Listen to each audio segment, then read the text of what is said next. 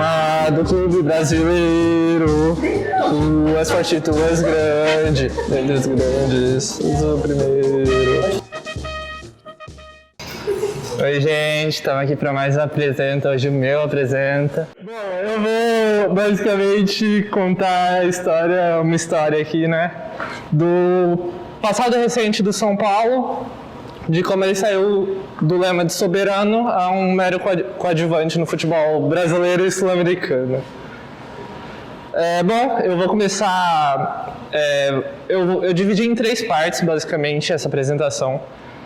Elas são divididas em citações do hino de São Paulo. Então, a primeira citação é: de São Paulo tens o nome que ostentas dignamente. Então, isso remete a uma época que São Paulo era muito imponente aqui na América do Sul e no Brasil. Então, é a época de 2005 a 2008. Em 2005, o São Paulo começa o ano ganhando o Campeonato Paulista. Logo em seguida, é campeão da Libertadores e no fim do ano é campeão mundial contra o Liverpool. E aí, 2006, 2007, 2008, o que acontece? Tricampeonato brasileiro seguido, e aí São Paulo recebe o título de soberano com o símbolo 633 que eu mostrei no começo, sendo para 6 brasileiros, 3 Libertadores e 3 mundiais. O São Paulo foi conhecido, esse apelido soberano, por ter sido muito imponente durante essa época. Desde os anos 90, o São Paulo começou um processo de renovação assim, e de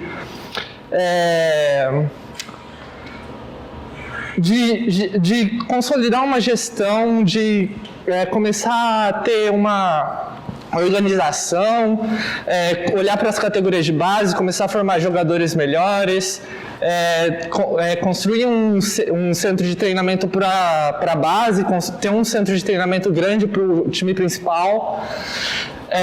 Tinha uma administração que contava com as melhores cabeças da cidade de São Paulo na época. Então, tipo, o conselho era muito formado por advogados, médicos, intelectuais da cidade de São Paulo, e isso trouxe muito sucesso para o time, que conseguiu se organizar bem e conseguir manter bem as peças. Então, eu não sei se vocês perceberam, mas sempre tem esse senhor calvo aqui, em todas as fotos. Parece que eu peguei o ruim. Mas ele aqui, não dá pra ver, mas ele estava aqui nessa foto. Rogério Ceni virou um ídolo da torcida do São Paulo, já era, mas nisso ele se consolidou. E basicamente ele ganhou o apelido de mito, e ele se tornou o capitão e o maior ídolo da história do São Paulo nessa época. Depois a gente tem uma outra fase, também uma citação do hino de São Paulo: tu és forte, tu és grande, que remete a uma outra época, a época de 2009 a 2012, que o São Paulo era um time bom, era um time forte, era um time que conseguia manter bem a estrutura do time, tinha o departamento o departamento médico, estrutura, CT, tudo bem dentro dos conformes, era referência ainda, e conseguia brigar por títulos em expressão nacional e internacional. 2009, o São Paulo brigou até a última rodada para ser campeão brasileiro. Foi meio... Esse campeonato brasileiro, ele tem uma polêmica, certa polêmica assim, porque na última rodada o Flamengo estava em primeiro, o Inter em segundo e o São Paulo em terceiro, se eu não me engano. E o Corinthians foi jogar contra o Flamengo. E o goleiro do Corinthians, ele nem tentou, teve um pênalti pro Flamengo e o goleiro do Corinthians nem tentou pular para defender. Então, tipo, ficou o Flamengo entregou o jogo, o Corinthians entregou o jogo pro Flamengo, só pro Flamengo ser campeão, mala preta, tudo isso. Mas enfim, São Paulo brigou até o fim, podia ser o tetracampeonato seguido, não foi. Depois, em 2010, São Paulo chega na semifinal da Libertadores, o campeonato mais importante aqui da América do Sul. Ele acaba perdendo para o Internacional e não vai para a final, o que podia ser o tetra da Libertadores também. Em 2010, São Paulo não conquista nenhum título. Em todos esses anos, de 2009 a 2012, todos os rivais aqui de São Paulo estavam relativamente fortes. O Palmeiras um pouco menos, mas o Corinthians estava com o Ronaldo, um timaço e tal. E o Santos estava com o Neymar, o Ganso, então eram ataques bem fortes e coisa do tipo. E o São Paulo chegava nas semifinais do Campeonato Paulista, não ganhava nada, enfim. Mas teve um fato importante, que aquele senhor calvo, que eu disse no começo, ele marcou o gol de número 100 dele como goleiro, então é uma marca impressionante, justamente contra o Corinthians. Então esse jogo foi 2-1, São Paulo ganhou por 2-1, foi na Arena Barueri. Eu estava assistindo, inclusive, grande dia para mim. E depois, em 2012, o fim dessa certa hegemonia assim, do São Paulo, que o São Paulo é campeão da Copa Sul-Americana. Assim, é um título que não tem tanta expressão assim. Foi o último grande título, tinha sido até ano passado o último grande título do São Paulo.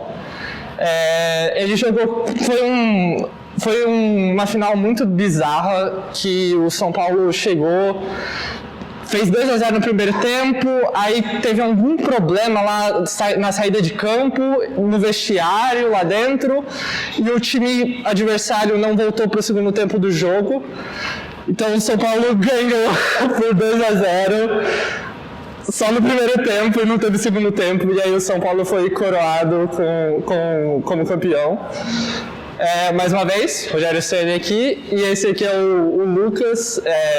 Ele era o último jogo dele pelo São Paulo. Ele tinha sido vendido para o Paris Saint-Germain e ele estava indo para a Europa. Depois, agora a gente começa a época não tão legal, sabe? Citando mais uma vez ele no São Paulo, as tuas glórias vêm do passado.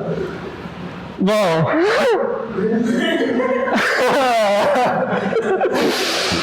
eu acho que já diz muito, né? Então, numa época marcada por fracasso, decepção, vergonha e muitas poucas alegrias.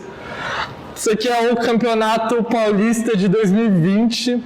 São Paulo começou perdendo por 2-0 esse jogo contra o Mirassol. O Mirassol é uma equipe do interior que é, muito inferior ao São Paulo, mas mesmo assim o São Paulo foi lá e empatou para 2-2, e aí aos 85 do tempo o São Paulo teve a capacidade de perder o jogo. Isso aqui é um jogo pela Libertadores, a pré-Libertadores, que o São Paulo também teve a capacidade de ser eliminado por um time nanico e que não tinha expressão nenhuma internacionalmente. E isso aqui é um jogo da Copa do Brasil de 2021, eu acho, se eu não me engano. São Paulo e Fortaleza. São Paulo estava ganhando, ampliou a vantagem, aí ele vai lá e cedeu um empate, né? E esse é só o sentimento de ser São Paulino, é só mais um dia. Então E tem mais, calma que tem mais. O São Paulo perdeu de 3-2 no jogo de ida na Sul-Americana contra o Lanús. Depois no jogo de volta, foi tudo isso aqui. O Lanús começou ganhando, São Paulo foi lá e empatou. Aí o Lanús voltou a ganhar, estava classificando. Aí São Paulo foi lá, empatou o jogo, conseguiu outro gol, estava classificando, conseguiu o gol dos 90, estava classificando. E aí, aos 93 do segundo tempo, nos acréscimos, o São Paulo vai lá e cede um gol para o Lanús, que acabou por classificar o Lanús por critérios da competição, gol fora, enfim. Aí mais decepção, mais tristeza, enfim. 2013 e 2017, São Paulo lutou contra o rebaixamento. 2013, ele, até hoje eu não sei como escapou. São Paulo recorreu a Deus e o mundo, foi buscar um treinador que era referência, que foi o que foi técnico quando o São Paulo foi campeão em 2006, 2007 e 2008. Não sei se vocês conhecem o Muricy. 2017, a mesma coisa, o São Paulo lutou novamente contra o rebaixamento, só que dessa vez ele conseguiu escapar com alguns reforços que ele trouxe um ídolo da torcida, que é o Hernanes, e aí ele arrebentou no segundo turno do campeonato, e aí o São Paulo conseguiu escapar. Aí mais decepção, né? 2018 e 2020. Você pensa, agora vai. Não foi. São Paulo, tava com esse time da hora, nesses 2 anos, tava liderou várias rodadas, e no fim ele entregou e, terminou desastrosamente os 2 campeonatos em... 2018 eu acho que o São Paulo não conquistou. 2018 São Paulo não conquistou nem vaga direta para Libertadores, conquistou para pré-Libertadores. E aí teve aquela vergonha contra o Talheres que eu mostrei aqui. Em 2020 o São Paulo conseguiu a vaga para Libertadores 2021, mas não foi para frente. Aí tem 2 eliminações também ridículas contra times de muito menor expressão no continente aqui, na Sul-Americana de 2017 e na Sul-Americana de 2018. E aí aqui um pouquinho de sentimento de ser São Paulino, né? Eu ia querer ser feliz torcendo para esse time. E você já mexeu a paciência, São Paulo. Aí, pequena dose de esperança. Outras vezes que você pensa que estava indo bem, mas não deu para chegar lá, entendeu? 2014, São Paulo montou o time do ataque para frente, porque a defesa era tenebrosa. Basicamente, o ataque tinha Kaká, Alexandre Pato, Paulo Henrique Ganso e Allan Kardec. E o senhor ali de 40 anos no gol. Mas uma defesa tenebrosa.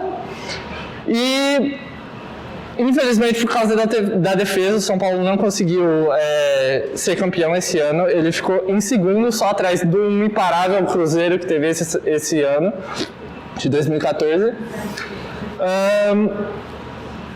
O São Paulo ganhou os 2 jogos, foi o único time que ganhou os 2 jogos contra o Cruzeiro esse campeonato, mas não conseguiu ser campeão mesmo assim, porque o começo do campeonato o São Paulo foi bem ruim, muito por causa da defesa. Aí 2016, a gente tem outro ano que o São Paulo montou um time da horinha, menos a defesa, novamente. Então o São Paulo conseguiu chegar na semifinal da Libertadores, isso com um time tenebroso assim. O São Paulo chegou lá sem zaga, na verdade com um zagueiro praticamente e sem goleiro. Tanto é que nas oitavas ou nas quartas de finais, o goleiro de São Paulo foi expulso, porque ele ficou fazendo cera, ele tomou um cartão amarelo no começo do jogo, por cera. Aí no segundo tempo, no final do segundo tempo, ele foi lá, fez mais cera, tomou outro cartão amarelo, foi expulso, e aí um jogador de linha precisou ir pro gol. E aí na semifinal, o São Paulo jogou contra o Atlético Nacional de Medellín. Foi um jogo que foi roubado, tanto que o lance mais emblemático para mim é esse pênalti que não deram no Hudson.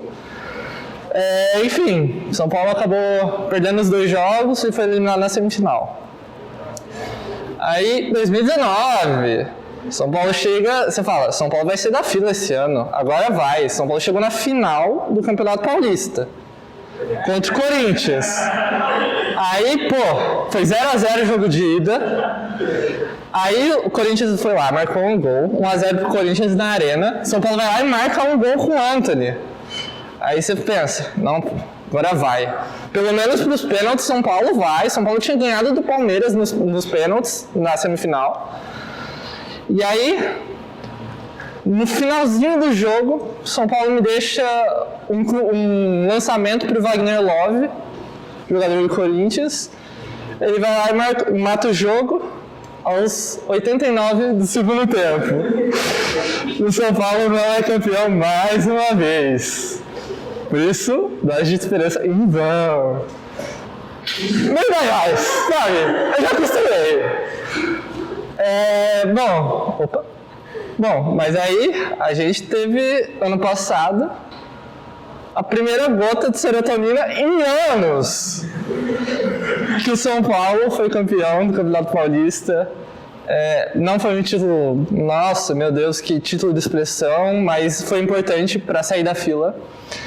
Então, esse aqui é o Luciano, foi um dos símbolos desse campeonato, desse elenco. O São Paulo ganhou na final contra o Palmeiras por 2-0 no jogo de volta lá no Morumbi.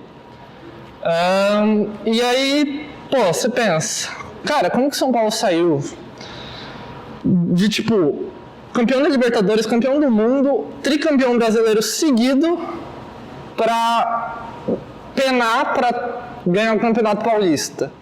Depois de, tipo, muito tempo sem ganhar o Campeonato Paulista. O último tinha sido em 2005, que eu mostrei pra vocês. Como é que o São Paulo virou isso? Bom, muitos problemas. Primeiramente, nesse período de 2008 a 2000 até atualmente, o São Paulo teve uma irresponsabilidade financeira absurda. Contratações sem pé nem cabeça, de jogadores que, assim, muitos eram aposta e claramente não iam dar resultado, coisa desse tipo. A gente teve um esquema de corrupção, na gestão desse cara, o Carlos Milaidar, foi por volta de 2014, 2015. Ele foi deposto do cargo, mas ele não foi preso. O Ministério Público está com um processo contra ele até hoje e não vai para frente. Para vocês terem uma ideia também, um problema é a falta de sequência de trabalho de técnicos. Então, tipo, de 2009 até 2022, hoje, São Paulo teve 18 técnicos diferentes. E isso tipo, pessoas, não são passagens. Então, tipo, já aconteceu de terem técnicos que fizeram uma passagem, sei lá, em 2012 e voltaram depois. Então, tipo, a quantidade de trocas de técnico absurda. Ausência de atualização nas estruturas do clube. Então, o São Paulo era referência no final de 2008, CT, departamento médico, categorias de base, era tudo referência. E, por exemplo, quando o Rogério Ceni chegou agora, o atual técnico do São Paulo é o Rogério Ceni, aquele calvo. Aí ele chegou agora em 2021. Um relato que ele deu foi que a piscina que seria feita para regeneramento dos atletas, treinamentos, coisa desse tipo, não tinha nem água. O departamento médico, hoje um jogador machuca, o departamento médico dá um prazo de 3 semanas para ele voltar, ele volta em 2 meses. A fisioterapia lá estava funcionando só meio período. Então, coisas desse tipo atrasam o clube. Outra coisa que tem é o núcleo político. Bom, o São Paulo não é um time democrático. Ele tem um conselho de gestores, assim, então são um monte de conselheiros que muitos não estão nem aí para se o time está indo bem, se o time está indo mal. Ele quer usar a estrutura do clube. Então, ele quer ir lá no Morumbi, no clube que tem ali do lado, ele quer ficar nadando na piscina e ter as regalias dele. Entendeu? Então, E, por exemplo, quando um presidente entra, ele se reelege, ele continua no cargo, e aí ele sai do cargo e fica ali no conselho, meio que por trás dos panos, dando pitaco em tudo e coisa do tipo.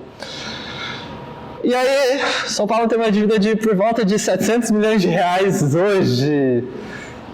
Então, não é uma das piores do Campeonato Brasileiro, mas tá melhor que muito time, mas definitivamente não tá bem. Outro problema que a gente tem são as péssimas contratações. Então, como eu disse, muitos dirigentes são irresponsáveis. E aí, o que acontece? Você vai lá e fala, não, vou contratar esse cara aqui que está jogando muito no Asa de Arapiraca. Vai dar bom, confia. Então, aí o que acontece? Você contrata o jogador, ele chega no São Paulo, não joga nada. E aí ele fica lá no banco, uns meses, uns anos, só recebendo salário. E muitos que são titulares, que foram e são titulares, ficam acomodados, falam, não, tô jogando, não tem problema, vou jogar isso aqui, tá medíocre, tá bom, então tá bom. Tô ganhando a minha, então não tem problema. E alguns com ingratidão, né? Então, a gente tem aqui algumas boas contratações de São Paulo. Aqui da esquerda para a direita, a gente tem o Wesley, meio campista. Tá bom, gente, só vou falar os nomes, senão eu vou ficar com raiva aqui. Esse aqui é o Wellington Nem. Esse aqui é o Chiesa, se ele jogou tipo coisa de 15 jogos no São Paulo, foi muito. Sidão, o goleiro Sidão foi muito marcado por erros absurdos e coisa do tipo. A mesma coisa do goleiro Denis, lances bizarros no período de 2016 pra frente, assim, que ele substituiu o Rogério Ceni imediatamente e o cara frangava umas bolas impressionantes, uns gols bizarros. Bruno Pérez, um jogador que veio super badalado da Roma, isso e aquilo, jogou anos e anos na Europa, não produziu nada no São Paulo. Esse aqui é o meu jogador favorito do mundo, o batoqueiro, o Daniel Alves. Basicamente, essa foto, eu vou explicar o contexto para vocês. Durante a pandemia, os jogos estavam... Eu não lembro se os jogos estavam parados agora, ou se ele estava lesionado, alguma coisa do tipo. Mas estava naquela de, tem que ter o isolamento, essas coisas, evitar ter a transmissão. E aí ele chamou os amigos dele para tocar um pagode na casa dele, e é isso. E aí ele postou isso nos stories do Instagram dele. Resumo, obviamente, a torcida ficou puta. Aí ele foi lá e me posta isso aqui no Instagram dele com a legenda. Uma coisa tipo, lei número tal, não pode ser feliz. E é óbvio que o cara foi lá e ficou queimado com a torcida. Mas qual que foi o principal problema desse cara no São Paulo? Ele é tido como um dos maiores da história do futebol, isso e aquilo, o maior campeão em número de títulos e tal. E aí ele chegou no São Paulo achando que era o dono. E aí a diretoria fez um péssimo acordo com ele. O salário dele era por volta de R$1,5 milhão. O São Paulo claramente não dava conta de pagar isso. E aí o São Paulo está endividado até hoje, está pagando salário pro cara que não joga mais no São Paulo, porque rompeu o contrato com ele. E aí São Paulo ficou no prejuízo, porque por responsabilidade da diretoria e por um cara ter orgulho.